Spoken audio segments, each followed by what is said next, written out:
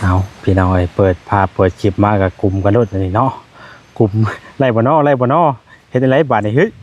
ยอ่า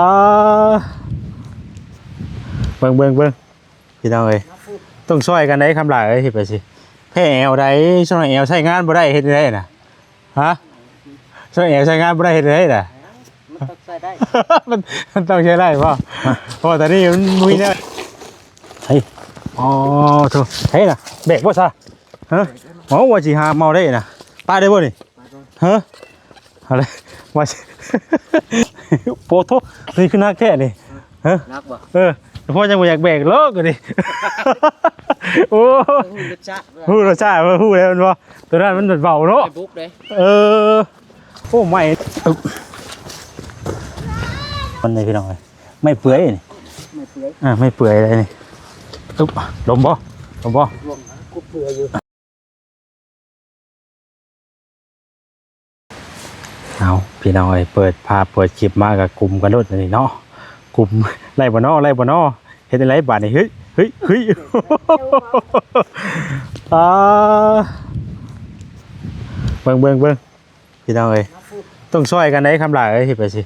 แพ้แอวได้ช่วยแอวใช้งานบ่ได้เฮ็ดได้น่ะฮะช่วยแอวใช้งานบ่ได้เฮ็ดได้น่ะมันต้องใช้ได้มันต้องใช้ได้ป่ะเพราะตอนนี้มันมีแนวใช่โอ้ยเขาอยู่กับคนเราพี่น้องสบายดีเด้อครับหลานเด้อเอาพี่น้องเนาะเปิดภาพเปิดคลิปมามื้อนี้ก็อยู่บ้านคำหลาเด้อมื้อนี้ก็ได้พี่น้องเนาะ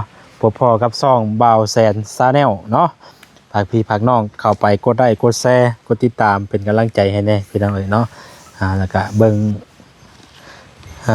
ติดตามเนาะเบิ่งโฆษณาให้เด้อพี่น้องเด้อเนาะโอ้ยบ่ได้ค่าน้ำมันมาหากับหลายแล้วพี่น้องหนทางกลับมาบ่ได้แช่มเขาหลายจอดรถไว้วัดผู้คอยก็ได้จอดรถไว้วัดพี่น้องเนาะเพราะว่าทางมันมาบ่ได้ผลบ่ได้ตกอยู่หักมันทางบวมเนาะสบายดีเด้อพี่น้องเด้อเนาะสบายดีเราจะขู่สู่คนใช้คุดแล้ววัดแล้วบ่แล้วบ่แล้วกันมีแต่หาไปใส่มันบ่เดี๋ยวสิซอยทางคำลาก่อนพี่น้องเนาะเอาหามลักซอยเพิ่นก่อน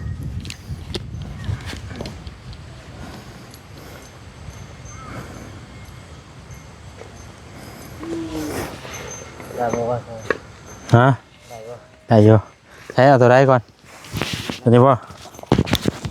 มาปุ๊บเฮ้ยอ๋อโธ่เฮ้ยน่ะเบรกบ่ซะฮะอ๋อว่าสิหาเมาได้น่ะป้าได้บ่นี่ฮะอะไรว่าสิโอ้ยว่าสิให้ฮะคุณยากบ่เอาปื้ยหลังสุบเลยพี่น้องเนาะอันนี้จ้ะตัดบ่ได้นี่ได้เครื่องบ่ทางไม้บ่แล้วจังเอางวยไว้กันก็ได้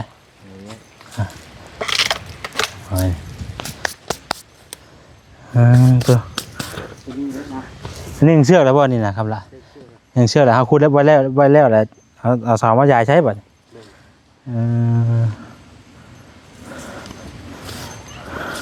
เพราะว่ามันก็จะโป้กล้วยเขาต่อแตกยอดแล้วบ่นี่เนาะน้ำไม้ได้จ้ะน้ำไม้ตอนนั้นต้นไม้ปลูกแตกบ่ตัวยังบ่ทันแตกเนาะใช้เวลาตัวนี้นะใช้เวลาตัวนี้จะสิเบกกับบ่นี่กะฮะไปจ้ะโปโตนี่คือนักแท้นี่ฮะนักบ่พ่อยังบ่อยากแบกโลกนี่โอ้ฮู้รสชาติฮู้แล้วมันบ่ตัวนั้นมันเบาเนาะบุ๊กเด้โอ้ไม่นี่โหดเด้อพี่น้องเนาะเฮ้ยไหนบ่ไหนหากเฮ็ดทานคักได้คำหลายใหม่นี่นะเจ้าเคยเฮ็ดบ่เฮ็ดทานนี่บ่ได้ว่าได้พี่น้องมันแบบแบบแข็งดีได้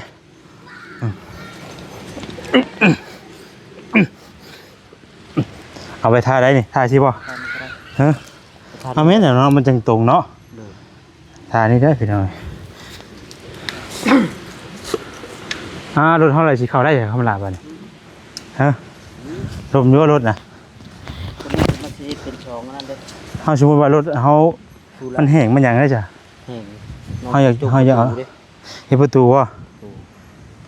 เฮาก็บ่พอตันไว้เด้อเนาะ โดย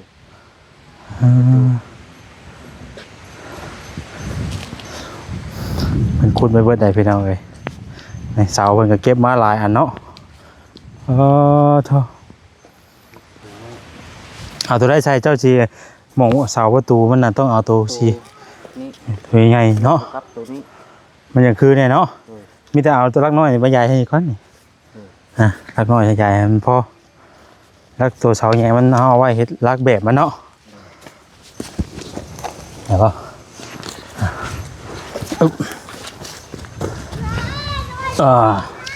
นี่ใครได้ข่าวมาหาเจ้าบ่นี่ มีเบ้าจิต โอ้เพิ่นข่าวมาบ่บ่นี่เพิ่นเอารถเข้ามาฮอดได้บ่ บ่ย่าง เฮ้ยยัง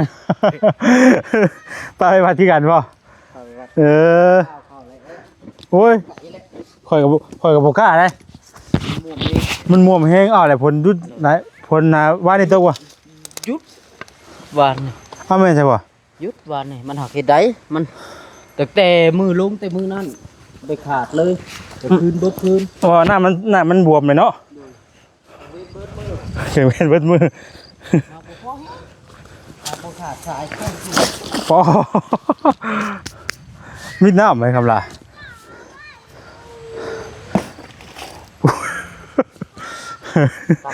ตามเลยตัวนี้นะครับล่ะเอาเลยนะมันหลายลักอยู่เอาไว้เสริมซะตัวนี้เอาลักสียาวตัวนี้เขาสิใช้ได้บ่จ้ะผู้เอาไปใช้เพิ่นก็ได้ตัวนี้ต้องเอาลักใหญ่ได้ตัวนี้นะ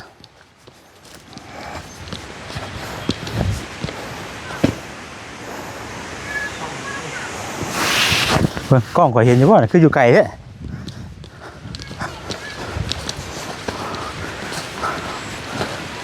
กล้องงับไปอีกก่อนพี่น้องเอ้ยเนาะ คนอยู่ว่าไกลๆ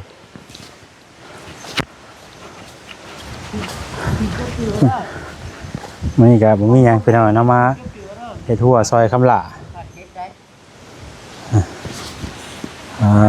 ที่เจ้าเอาบักใหญ่นี่บ่เขาก่อนคำล่า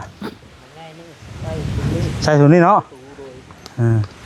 มันเป็นลักแบบมันจังแข็งเด้เฮาสิใส่ท่าได้นี่นะใช่เอาตัวนี้ได้ขึ้นเนาะตัวนี้ได้ขึ้นเนาะปอมากระโตนมันเลยพี่น้องเลยไม่เปื่อยนี่ ไม่เปื่อย ไม่เปื่อยเลยนี่อึ๊บลมบ่ รวมกูเปื่อยอยู่ โอ้พอดีเลยพอดีงาม ดูดิ พอดีงามเลย มั่งตัวนั้นกันเลย ใช่ มั่ง เฮ็ดไม้บ่น่ะฝังไม้บ่ฮะ เฮ็ดไม้เบิด มันเอ็นน่ะเนาะ มันเอ็นมัน มันเอ็นน่ะเฮาจังถมไหมตัวนี้เอาไปใส่ฝั่งนั้นบ่ฝั่งนั้นเลยบ่ตัวกลางนี่จ้ะตัวกลางนี่พอใช่เนาะ อยู่กลางบ่พอใช่ บัดเฮากล้าว่าเฮาสิบ่ได้มาทางนี้แหละเฮาจังปิดบัดนี่ เลย พอมันปกติมันก็แล่นทางพุ่นเด้ออกมานี้เนาะ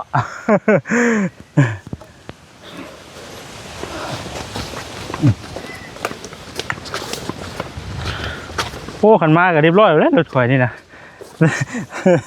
ให้แล้วแหละต่างได้มื้อนั้นน่ะ ต่างมื้อนั้นเลยข่อยว่า อีกลักหนึงกวงเลยไปน้องดินคำลาเลยอ๋อเอาคำลาเนาะคักว่าจะวะฮะฮะเอ้าเนาะใส่ตะกั่วมันก็งามแล้วคันไล่เล็กปูนใช่แฮงโอ้ คันไล่เล็กปูนใช่แฮงคักแล้ว มันชื่อหลอดอยู่เด้ล่ะขนาดละขั้วคนว่าคนยังเงินว่าเบิ่งงามเรียกกันซะเลาะอยู่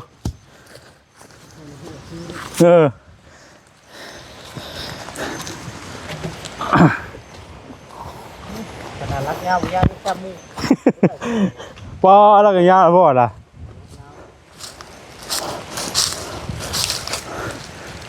เอามานี่ก่อน ดูขาง ปีกไหม ตะวันเอ้ยเฮ้ยตะวันเด้ โอ้นี่ตัวนี้บ่รักแลนนะ ปูนดิ โมเมนต์บ่ตัวนี้นะ แม่นละ ฮะ แม่น เอาได้ได้อยืนบ่ แต่ลูก เห็นว่ามันคือแบบนั่นน่ะครับได้อยู่เนาะ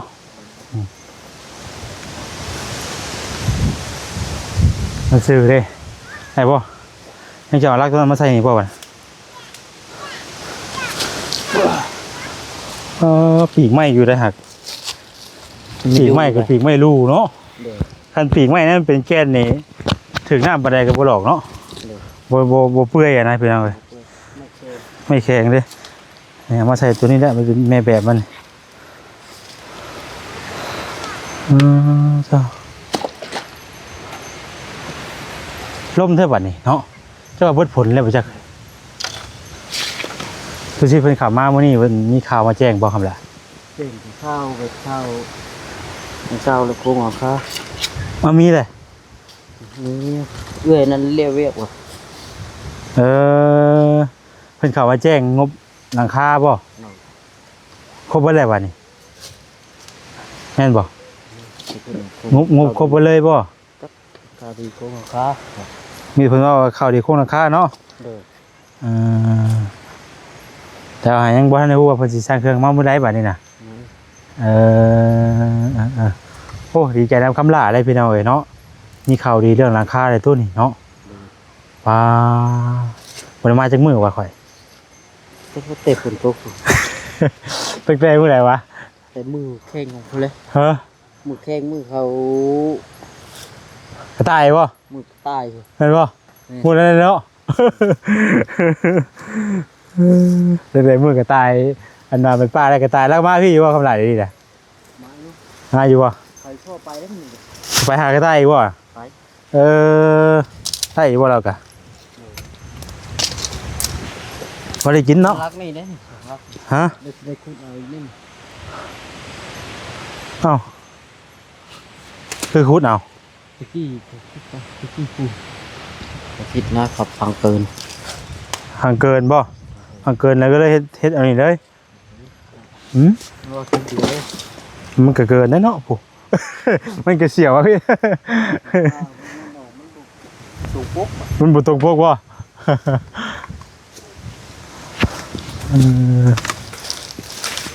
บ่ายสิก็คุยเงี้ยลงนี่เนาะ นี่เลย ตอนนี้เจ้าก็สิพันออกบ่นี่ว่าป้าสิได้นี่ พันเลย พันออกแต่ตอนนี้เด้อ สอนบอกเบิด ฮะ พันตอนครึ่งนึง เอาให้มันเป็นรากหัวได้เลยครับล่ะ บอกเบิดนะ ตัดปลายมันออกสิได้เนาะ ถ้าให้ออกหมอกเลย ฮะ ให้ออกให้หมอก ที่แต่เฮาเอาเข้าไว้ในเนาะเขาเจ้ามามันสินั่นเองเบาๆหน่อยๆเนาะได้ป่ะเข้าไปในก็ได้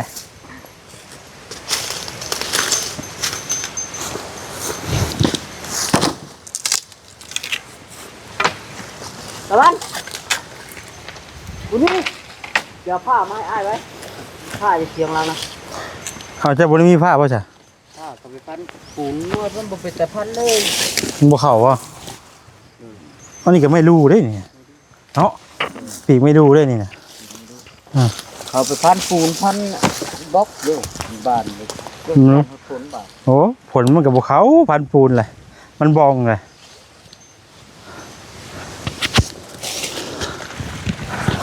โอ้มันจะปวกป่ะผมไงเนาะเอาไว้ในก่อน นั่นบ่สิ โอ้โหได้จะว่าหลายปีได้จักเท่าเนาะเห็นบ่จ้ะวะ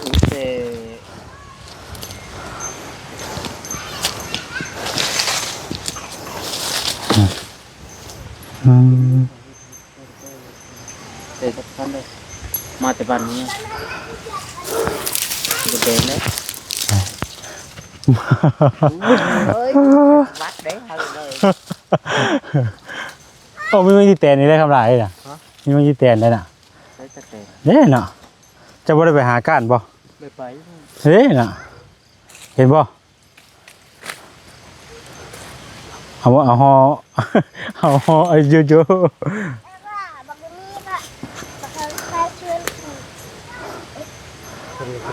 บ่แถวนี้ใกล้มีแต่คงสิมีแท้บ่คำล่ะฮะ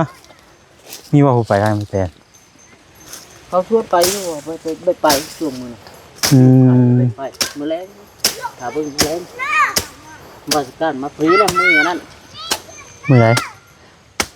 กันไว้เลยมื้อสรุป ฮะ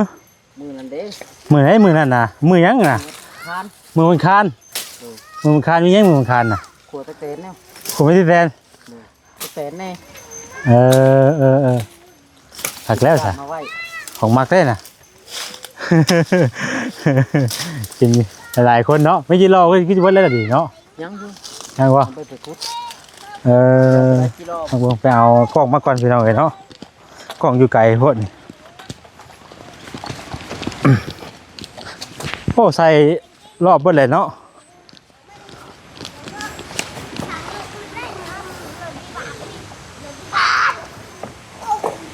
พอดีเห็นหน่อยหนึงพี่น้องเอ้ยนี่เลยชัวร์เห็ดไปมือเล็กมือหน่อยกะเพราะว่าเดี่ยวก็เป็นในเราขนาดเนาะ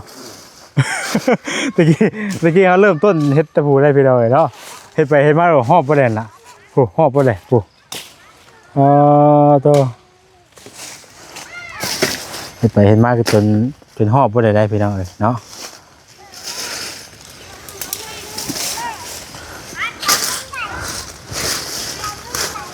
นี่ต้นยังไงคำล่ะ กุ๊ก กกแต่บ่กกแต่นะฮะ เตะ แต่น้ำบ่แต่ว่ากินบ่ได้ตัวนี้เนาะ กินหมาได้สบุก หมากนั้นบ่ได้มีบ่แถวนี่ มะข้าว หมากอิหยังหมากน้อยๆนะหมากน้อยๆหมากอิหยังหมากน้อย มะเค็ง ๆหมากเข่งหมากเข่งน่ะ ยังบ่เคยทำ บ่มีบ่ต้มกินเนาะหักได้จังได๋วะ มันแก่หรือไปเบิ่ง ยามนี่แต่ว่าแต่เก่าบางไม้เนาะ แล้วนี่เนี่ยมันจักเต็ม มันสูงในต้นหมากนี่น่ะสูง หาไปยังไปเบิ่งหาป้ากินเนาะต่อ เว้ยแต่เฮาเอาอะไรก็มันเอาแบบบักก็ได้ต้นเพิ่นน่ะยังได้น่ะมากระเต้นี่ก็แซ่บพี่น้องเนาะมากระเต้ มีน้องต่อบ่กล้าพาขึ้นเนาะ เฮ้ยบ่กล้าดอก ต่อก็เดือดเก้าที่จูดเก้า มีบ่อยู่เงาว่ะแนวย่าน มองเฮาขึ้นไปแล้วติมองเฮาเดินขึ้นไปแล้วพ่อรถน่ะติ บ่ขึ้นไปนะย่านไปแล้วเห็นโลกผมไม่สูง เออขึ้นไปพ่อบ่สิได้นี่เนาะโอ้สูงพี่น้องเอ้ยกกยังฉากคำลากกกันดาไม่ โอเคแคน กกแค้นเนาะไม่แค้นนี่ไม่แค้นได้พี่น้องเอ้ยเนาะกกแค้นนั่นนี่น่ะ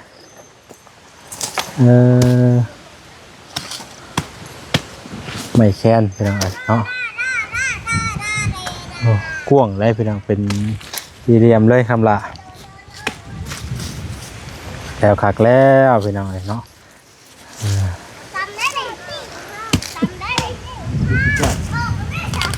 เดินคำละสี่ทางคำละพี่น้องเอ้ยเนาะเอ็นไปเลยเนาะ งานที่ได้เงินมันเอง หากยามนี่น่ะมันหากหัวยามนี่มันอยากเอ็นแต่หัวยามนี่น่ะเพราะว่ามันดินบวมเด้ก็คือยามแรงเด้ยามแรงเฮาเฮ็ดบัดมันแน่นเด้แต่ว่าข้อดีก็คืออันน่ะเฮาขุดมันอ่อนเนาะคำละเนาะ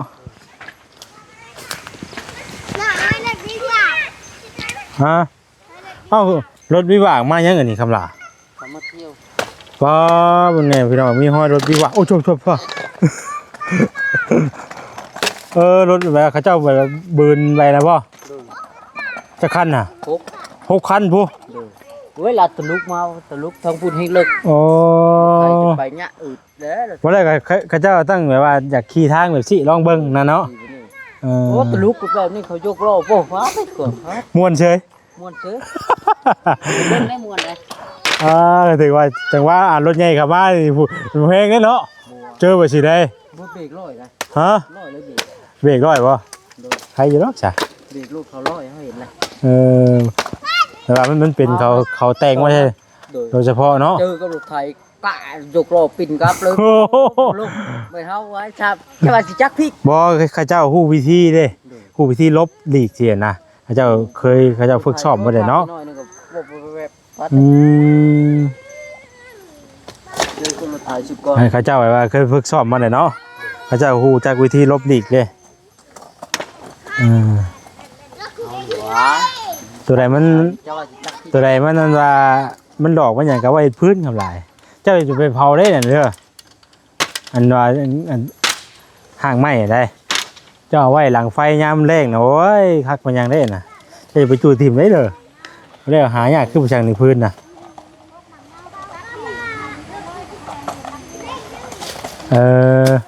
ทับเสร็จเลยบ่กงหมากนี่นะเฮาปลูกไว้ให้หยังนี่ครับล่ะ กัน ฮะ กัน กันยังอ่ะฮะ กันแบบมันมีเนี่ยปิ่นนั่นกันปอบ ว่าแล้ว จะเข้า เอาเลยช่างว่าวแท้ จะเข้าว่าเขาจะเอามาปลูก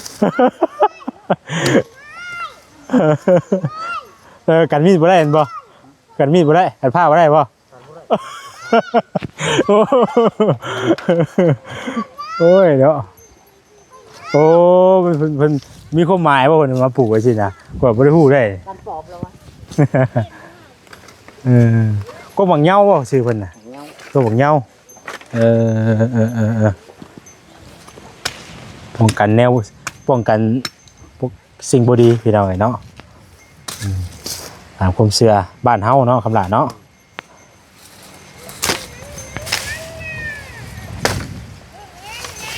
ยังมีแตนเด้อข่อยว่า ตา มุกตู่ไปได้ติบ่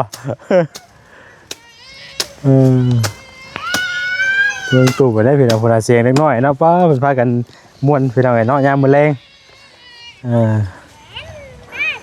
นั่นต้นเทินน่ะนี่แปลนไปเรื่อยๆบัดนี้พี่น้องเนาะถ้าคือว่ามันแห้งก็เฮาบ่เข้าเฮาบ่ายไปสิเลยก็ได้อยู่เนาะโค้งไปสิเลยนะถ้าคือวันทางมันแห้งเฮาไปตรงเลยเฮาทางแกวนเนาะครับล่ะเนาะเฮาปิดเลยก็ได้ว่านั่นก็เฮามาเฮาก็เฮามาเฮาตรงไปเลยเฮาเรียกเขาหันเด้อเนาะถ้าว่าก็ใส่ก็ได้คือกันได้เพราะว่าพอเฮามาเฮารถใหญ่มายามมันแห้งเฮาก็ตรงไปเลยเฮาก็เรียกเขาหันเด้ได้คือกันเพราะว่าเขาบ่ได้ว่าสิเข้ามานี่เด้เขาก็เว้นไปเลยเนาะแม่นแล้วไปทางไหนเนาะลืมอ่านกินนี่ ลืมอ่านแปลนเด้ไปทางไหนเนาะนี่โอเคเพิ่นกันไปใส่พี่น้องเนาะกินน้ำกินในสักก่อนบาดนี้เนาะท้องคอแห้งได้พี่น้องเอ้ย จากเราพูดว่าน้ำรับรักเกิดคอแห้งเลย กินน้ำก่อนบาดนี้ได้ครับล่ะเด้อโอเคเป็นอะไรพี่น้องเอ้ย